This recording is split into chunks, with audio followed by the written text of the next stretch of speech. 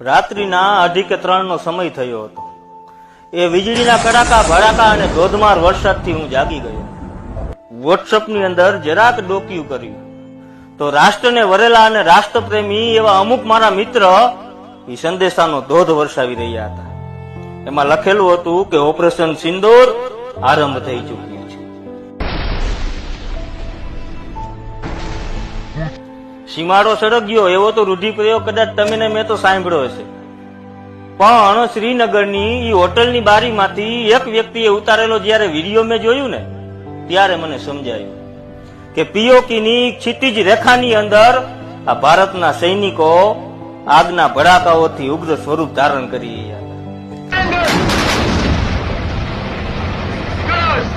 એ આતંકવાદીઓના લોહીના ફુવારાની અંદર એક એક સિંદૂરી રંગ મને દેખાણો। પહેલગામની અંદર 26 પુરુષો જે આતંકવાદીઓના હાથે મર્યા ને એમના પત્નીઓના શેથાના સિંદૂર ભૂસાઈ ગયા હતા। પણ એ ચપટી એક સિંદૂરની કિંમત શું છે ને એ સમજાવવા માટે આ દેશના જવાનો, આ દેશના સૈનિકો રાત્રિના અંધારાને ઓઢી મોતને મુઠ્ઠીમાં રાખી માં જગદંબાનું નામ લઈ સવાર થઈ ગયા હતા। आरंभ है प्रचंड बोल मस्तकों के झुंड बाज चंद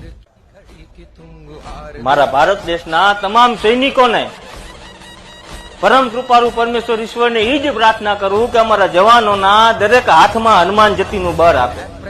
ઈ રાફેલ અને સુખોઈમાંથી છૂટતી દરેક મિસાઇલોમાં માં જગદંબા, માં દુર્ગા, મહિષાસુર મર્દિનીની અગ્નિજ્વાળાઓ લપકારા મારે। અમારા દરેક જવાનની રક્ષામાં દુર્ગા કરે। છેલ્લા 15 દિવસથી આ દેશ એક જ સ્વર બોલી રહ્યો હતો કે પાર્થને કહો હવે બાણ ચડાવે। યુદ્ધ એ જ કલ્યાણ। લ્યો પાર્થે તો બાણ ચડાવી દીધું, પણ હવે રક્ત રેડાશે તો એ નાપાક ધરતી ઉપર રેડાશે। એ કૂતરાઓને અમારો ધર્મ જાણવો હતો ને, અમે તો અમારો ધર્મ બતાવી દીધો અને એ પણ કહીએ છીએ કે અમારા ધર્મનો રંગ છે સિંદૂરી। ભારત દેશની આ સેના ઉપર ભારત દેશનો એક એક વ્યક્તિ સાહેબ ગર્વ રહી શકે છે।